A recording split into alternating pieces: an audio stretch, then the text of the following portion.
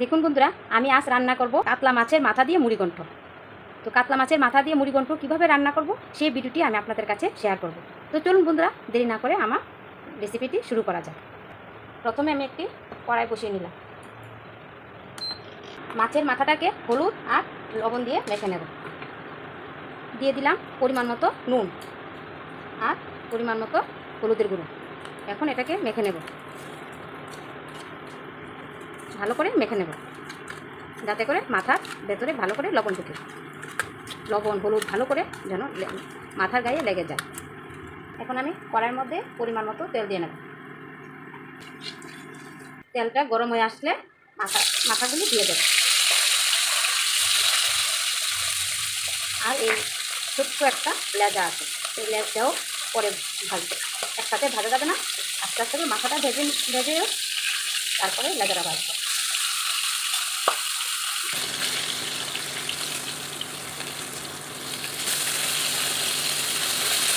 দেখুন বন্ধুরা, আমার মাছের মাথা একটি ভাজা হয়ে গেছে।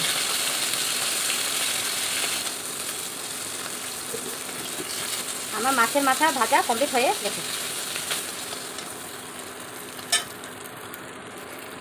এখন আমি এই লেজাটাকে ভেজে নেব।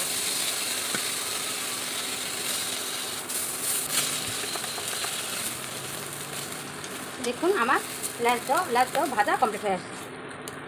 দেখুন আমার মাছের মাথা আর লেজা ভাজাও কমপ্লিট হয়ে গেছে।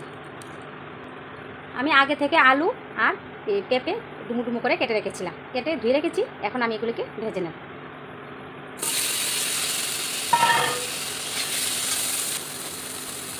দিয়ে দেবো স্বাদ মতো নুন আর দিয়ে দিলাম হলুদের গুঁড়ো।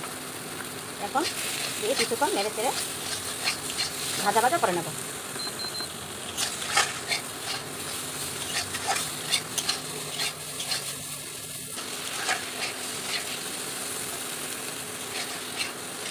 আমার আলু আর পেঁপে ভাজা কমপ্লিট হয়ে গেছে। এখন আমি এগুলিকে নামিয়ে নেব।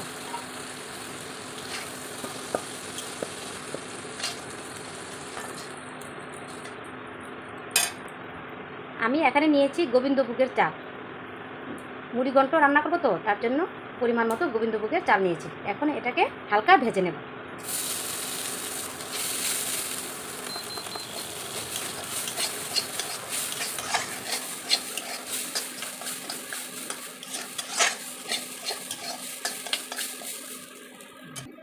পরিমাণ মতো নুন আর হলুদের গুঁড়ো দিয়ে দেব।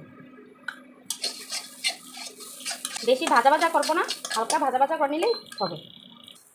এরকমভাবে চাল হালকা ভেজে নিলে গোবিন্দভোগের চালের হালকা একটা স্মেল আসে।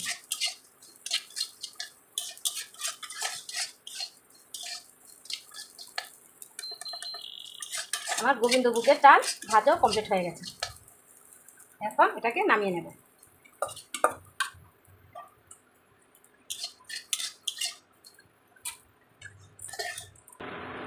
এখানে আমার গোবিন্দভোগের চাল ভাজাও কমপ্লিট হয়ে গেছে, আলু আর পেঁপে ভাজাও কমপ্লিট হয়ে গেছে, আর এদিকে কাতলা মাছের মাথা ভাজা কমপ্লিট হয়ে গেছে। এখন আমি সরিষার তেল দিয়ে দেব।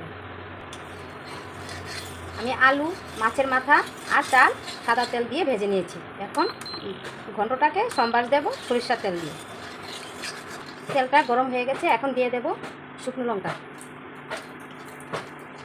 দিয়ে দেব তেজপাতা আর পাঁচফোড়ন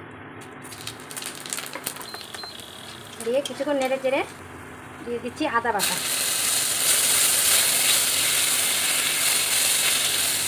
দিয়ে দিচ্ছি কাঁচা লঙ্কা বাটা, দিয়ে কিছুক্ষণ নেড়ে চেড়ে মশলাগুলি কষিয়ে নেব। আমি তো মশলা খাইনি, এখানে দিয়েছি আদা বাটা আর কাঁচা লঙ্কা বাটা। আমার আদা বাটা কাঁচা লঙ্কা বাটা হয়ে গেছে। এখন আমি দিয়ে দেব মাছের মাথা,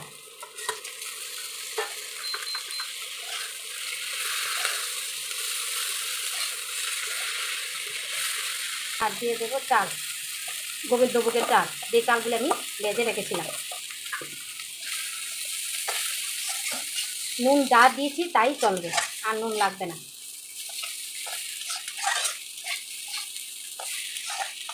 পরিমাণ মতো হলুদের গুঁড়ো দিয়ে দিচ্ছি কালারের জন্য, আর দিয়ে দিচ্ছি কাশ্মীরি লঙ্কার গুঁড়ো।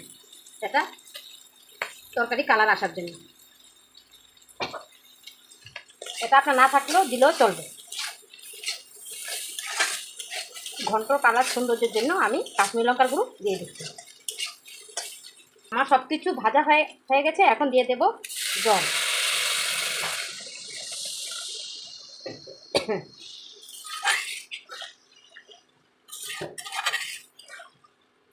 চাল সেদ্ধ হবে তো, তার জন্য আর কিছু জল লাগবে।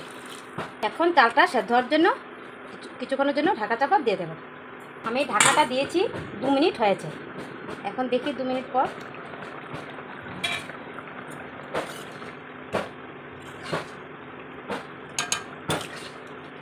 আমার চাল সেদ্ধ হয়ে গেছে। দেখুন চাল সেদ্ধ হয়ে গেছে। এখন আমি আলু আর পেঁপে দিয়ে দেব।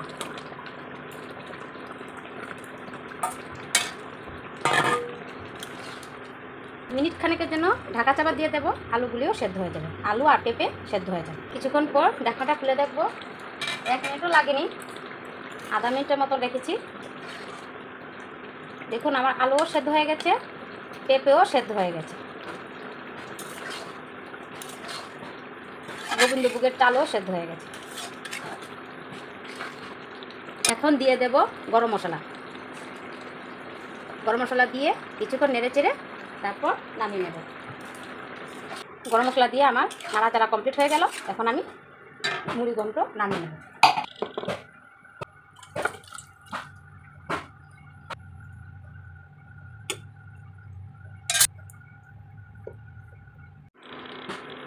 দেখুন বন্ধুরা, আমার বাড়ির পুকুরের কাতলা মাছ দিয়ে মুড়ি ঘন্ট রান্না কমপ্লিট হয়ে গেল। বন্ধুরা, আমার এই মুড়ি ঘন্ট কেমন হলো তা কিন্তু আপনারা অবশ্যই কমেন্টের মাধ্যমে জানাবেন। ভালো লাগলে লাইক শেয়ার করবেন। আর হ্যাঁ, আমার এই ছোট্ট চ্যানেলটাকে সাবস্ক্রাইব করতে ভুলবেন না। আপনারা সবাই ভালো থাকবেন, সুস্থ থাকবেন। ততক্ষণের জন্য টাটা।